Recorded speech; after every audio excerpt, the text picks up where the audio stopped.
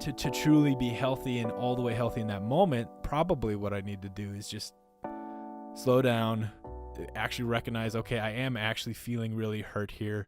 I can say it or not say it, whatever I need to, but let that experience just happen and process and go through. And that's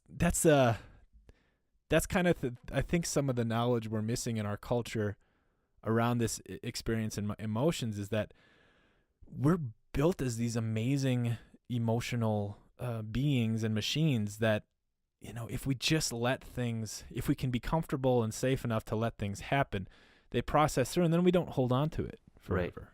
Right. Yeah. And I think that's interesting. So I think it reflects like the larger social backlash against like PC culture, right? Like being overly nice all the time, right? It's like, damn, like, okay, we gotta be nice. And at a certain point, I think society today, I think with some of the current events, right, people are just like, fuck it, like, Yeah. fuck the whole entire like being nice stuff, and then like you just go to an entirely opposite spectrum. So by being able to like actually be in the moment, you can process it like healthily.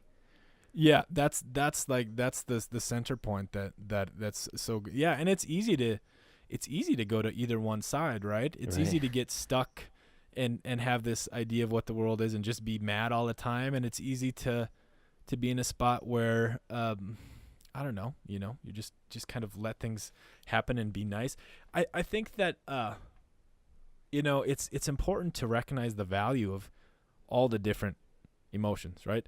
Like anger, I tell you what, if somebody walked in my house and made any kind of threat, I would. Anger's not even close to the experience that would come. Like I would have no issue destroying someone the moment they threaten my family.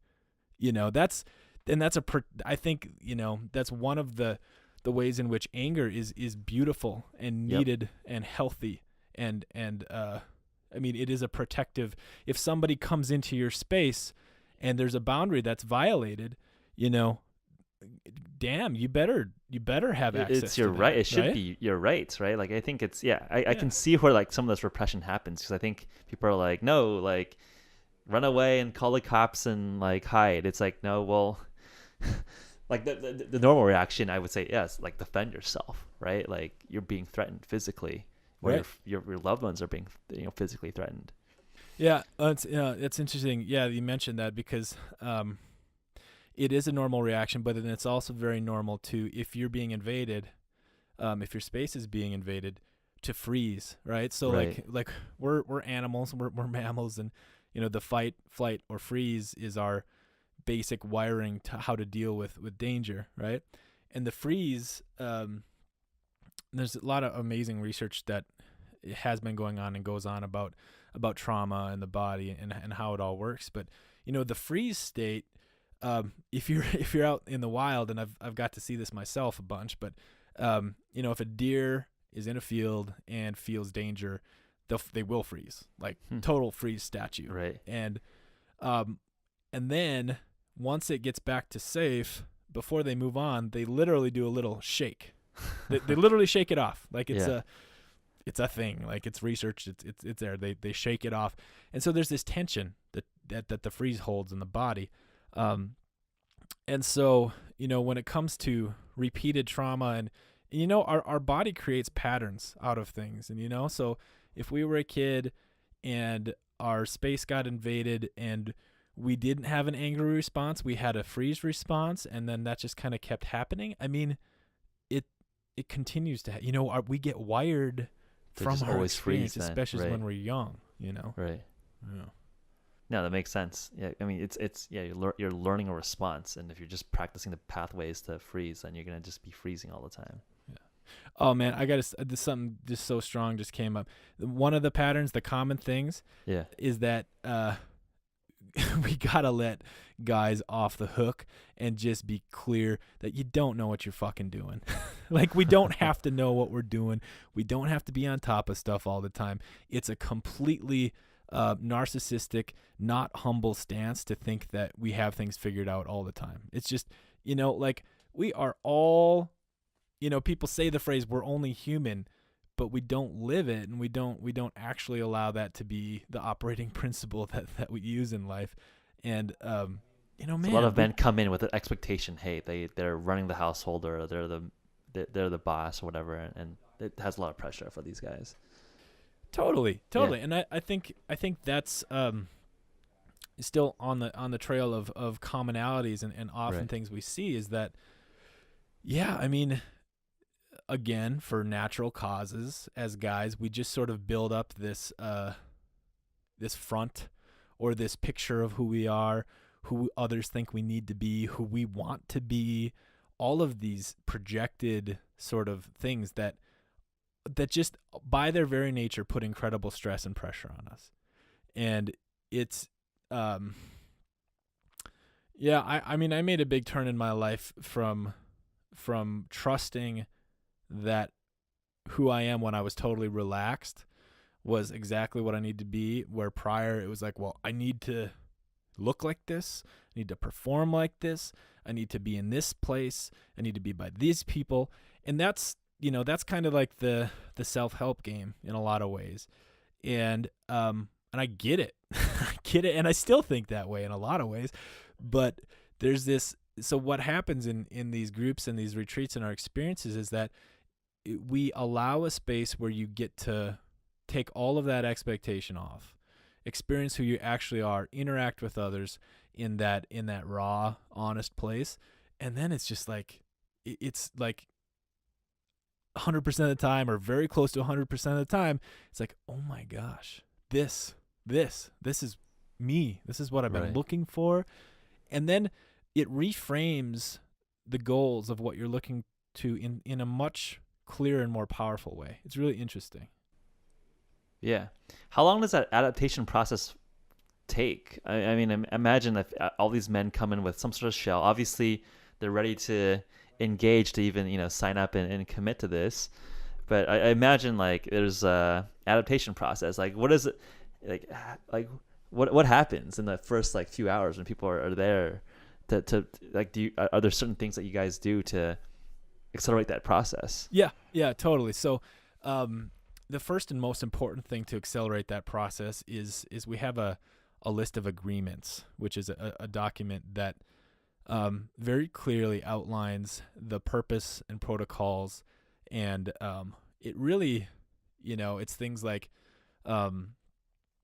speaking directly to another man and not referring to him in the as a third party, speaking from the I and not externalizing it. And so instead of saying I am angry when somebody cuts me off, that's more powerful than saying when someone cuts you off, you get angry.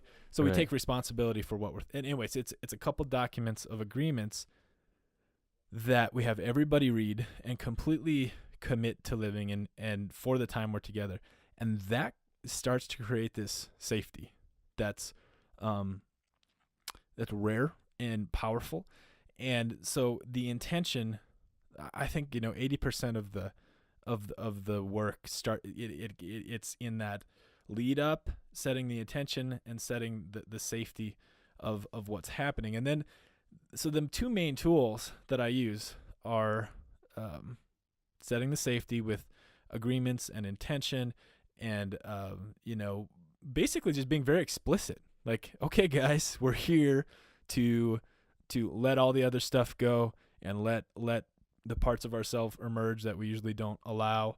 I'm just very explicit and direct about it, and it works that way. It's just very clear. It's like, okay, so part of it we're talking to men's conscious minds, and part of it we're talking to their subconscious too, which is listening also.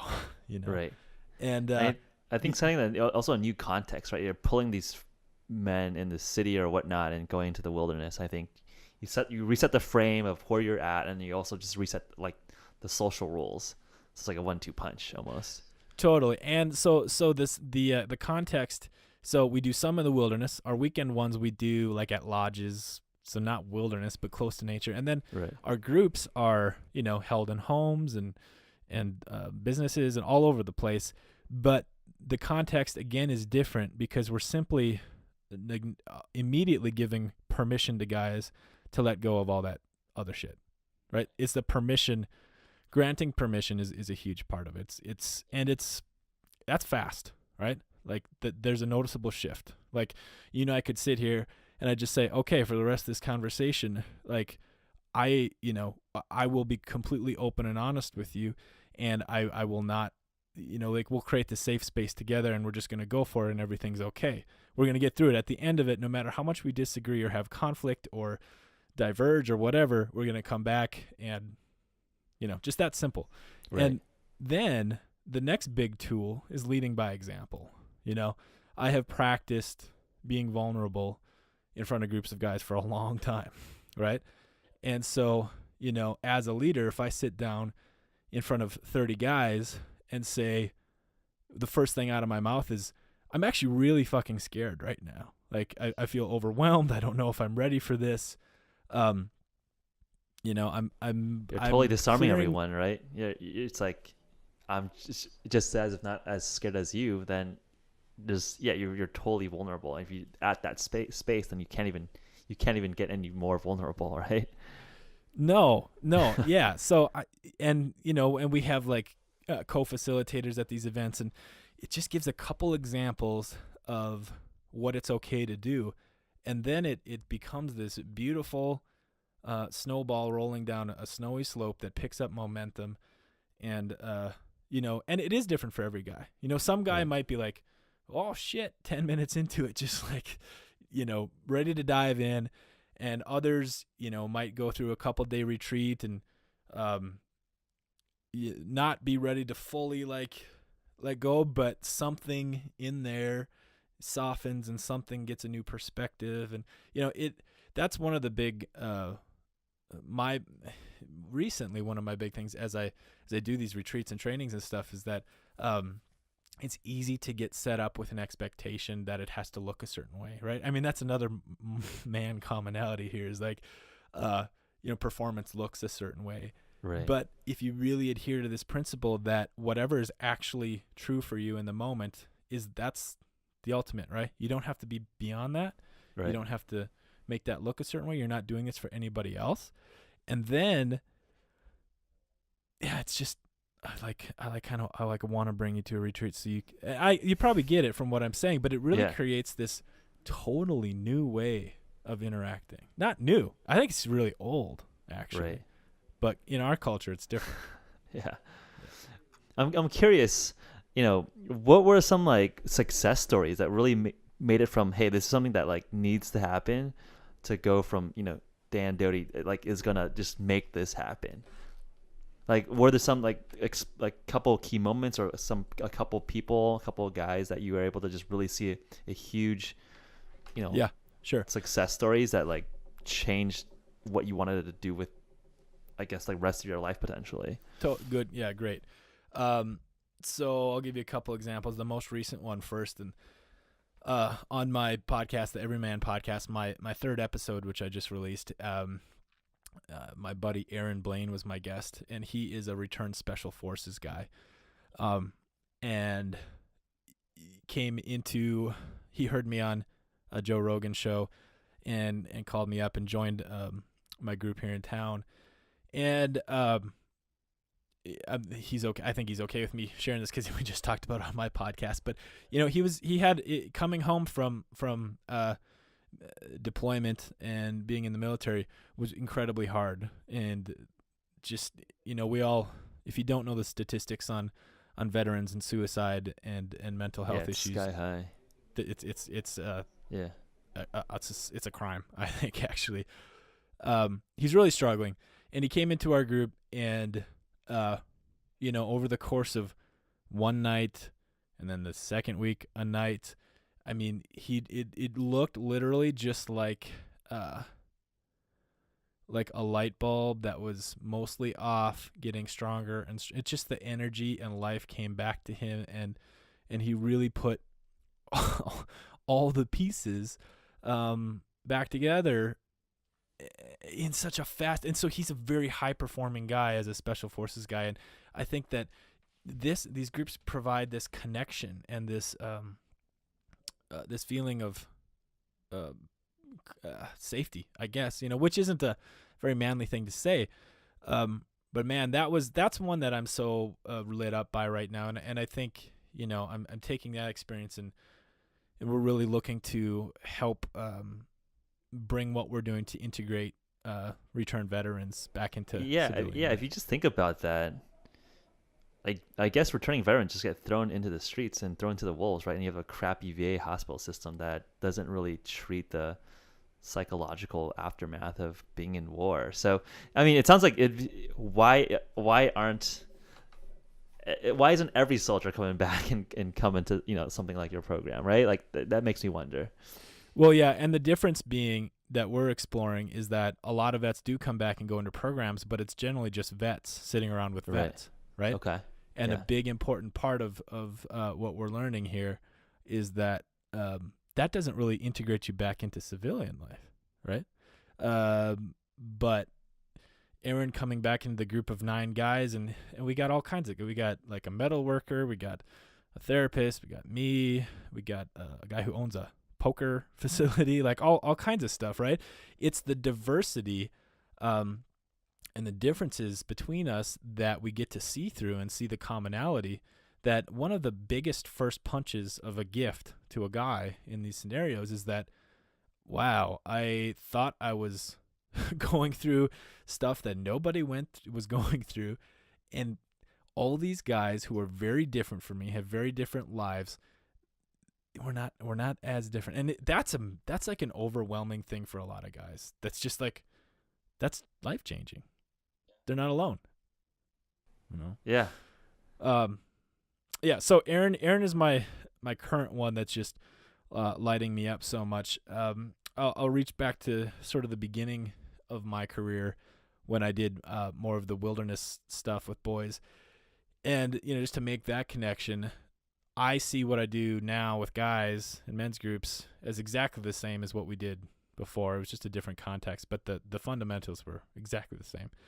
And I'm not going to use his name, but there was a student who came out to one of my programs, and I spent the summer with him, and he was just an angry, tough, strong-headed leader, just an amazing kid. Like, my first he always brought to mind the like wolf pack dynamics, where in this scenario I needed to be the alpha to lead this group of kids, but I mean he was the one who he had that alpha spot lined out for himself, and he was going to test me in every way he ever could. And over the course of that summer, I mean, he'd be the kid who was so annoying, man. He'd just like challenge every decision you made, everything. And was he like a 12-year-old, 15-year-old? He was 16 going on 25 probably. Okay. Yeah. And I mean, this is a success story of two things. One, he just he spent some time in the wilderness and in some therapeutic programs, and he just turned into one of the most intelligent, and he was already, I don't want to say turned into, but he embraced being such a intelligent, well-rounded, connected, just amazing kid. He came to my wedding a couple years ago, and we've stayed in touch. I actually want to bring him on my podcast if I can. But that maybe this is a little different, but he made a big impact on me, and a lot of the kids I worked with did, man. Like, so many of them, watching any movement of growth, of maturity, is enough to make me sign up for life, right? Like, Right. I can pull out a few specifics, but I don't know. That's I believe that there's this ingrained societal mentoring process, that it's not just young men that need older men, or it's vice versa. We just, I think we're there's a part of our wiring that is lit up by being in connection to those around us, and it makes so much sense as social animals as we are. And Yeah, what do you think of the trend towards all these digital interfaces to accelerate communication, but also cut off again, like we're doing a Skype interview, but Yeah. I think at least there's some like face interaction, but like obviously that's not equivalent to us being in the same room out in the forest. I mean, what do you think that the trend or the factor that technology plays into this? Like, do we need to unplug every now and then? Is that a contributing factor to why we're seeing a lot of this, gunking crufted up because we're not getting that in-person interaction anymore? Well, I think it's important. So yeah, here's my pet theory on it right now is that the more digital we go, the more quickly and the more impactful in-person and sort of physical experiences are.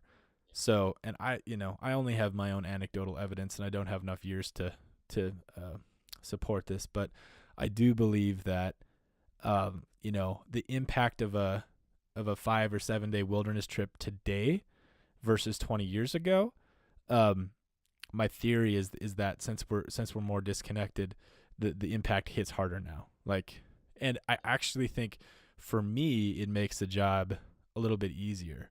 And the same thing goes. So I'll use that analogy of going out in nature in the wilderness the same way as connecting to humans. So connecting to men in a group. I think that the more disconnected we are, the sharper a contrast that becomes when we actually do connect. I have no issues with technology. I'm not like saying pump the brakes or anything. I think that our human maturity sure better keep pace with our disassociated technological qualities, or I don't know.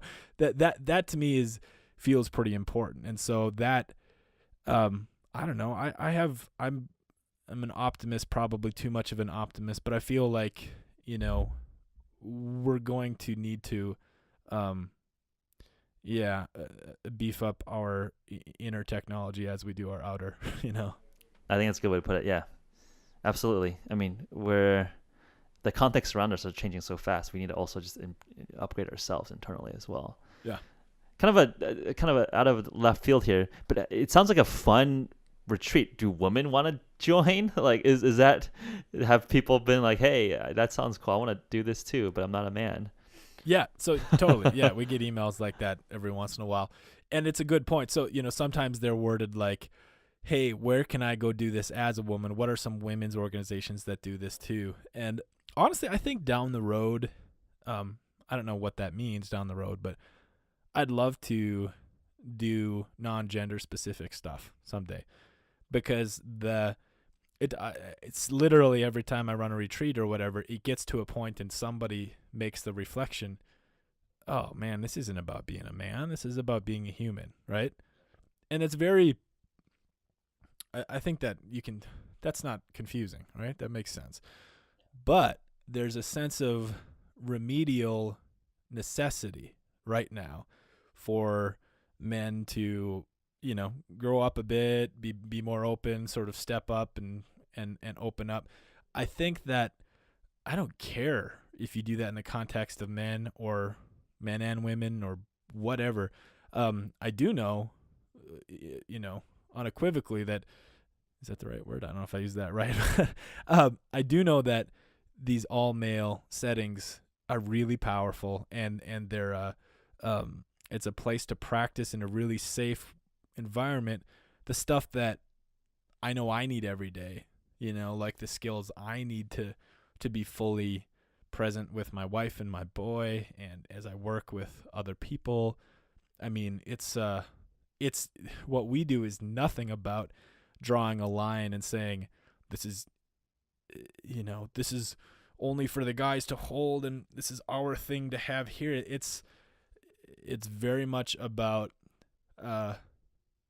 saying, okay, we need some specific things we need to work on as guys, and then we're going to go back, and that's going to actually impact our lives and everyone around us. And a lot of women that are familiar with what we do, they get it. It's a pretty high ratio of women that I speak to and that I know about that's familiar with this. They're very much in support. Right. Yeah, absolutely. I think, again, like it's like there's not a space for men to like come together, right? I think that makes sense that you're creating the social proof, but also like the context in which to do so. And I think it sounds like it's such a fun concept that like you could have add-ons, down the line. Totally. Yeah, no, I'm curious. I mean, just I guess the last point here as we wrap up, what can our listeners do to, stay in touch and keep involved? What are the exciting projects that you have that you're, working on moving forward? Yeah, great. So we're still very young. We officially launched about a month ago. Oh, wow. Okay. And our company's called Evryman, and it's Evryman. And so here's what we have right now. We're about to roll out our retreat dates for the rest of the year. We're going to have one or two, if they fill up, maybe 2 retreats on the West Coast, California specifically, and a couple on the East Coast in the Berkshires near New York City and Boston for sure. We just confirmed 100% that we're doing our first 7-day wilderness retreat in Yellowstone National Park, which is a higher dollar, higher value. It's kind of it's gonna be a massive adventure and gonna be pretty. I mean, that is been my dream for a long time. Is what I'm putting together, and then so that's some of the fun stuff. But our core of our mission really is to create educational materials and support materials for guys all over the world to start their own self-sustaining, peer-led, peer-facilitated Evryman group, where you pick once a week or once every 2 weeks, and 5, 6, 8, 10 guys get together, and you just take it on to start practicing being more vulnerable and more real and more truthful. And it's a challenging. I guarantee it'll never be boring. It's hard. It's incredibly worthwhile. We get guys writing in all the time that are like, I have these friends, but it only goes so far. What can I do to, connect further? So we're trying to answer that. We are answering that. Right. And we're in the process right now we'll be unrolling this stuff over the course of, the next few months. And we're working on a big technological web platform to where it'd be really easy for guys to find each other in their local area, and be really easy to communicate back and forth with me and us, and so we can mentor everybody who's starting a group. And so the movement is starting. The movement is starting now, and I'd love to check back in a few months and whatnot, and see how fast it's grown. Because I think there's definitely a need for this. Cool. So, keep fighting the good fight. I think I think we're in an interesting time in era where a lot of these new definitions of what it means to be human, to be men, to be women, are being redefined. So it's up to leaders like yourself to help push that in a more positive, inclusive direction. Absolutely. Thanks, man. And the last thing I'll just quick shout out is to have a new podcast called the Evryman Podcast, which you can find on our website too.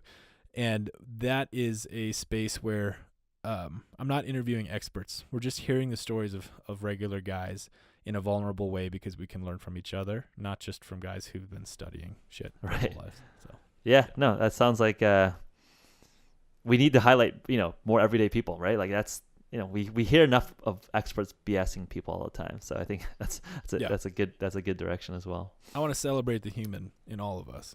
Word. All right, Dan. Thanks so much for taking the time. It was really a pleasure. Thank you, man. I really appreciate it. It's been fun. Yeah. It was a really fun conversation with Dan.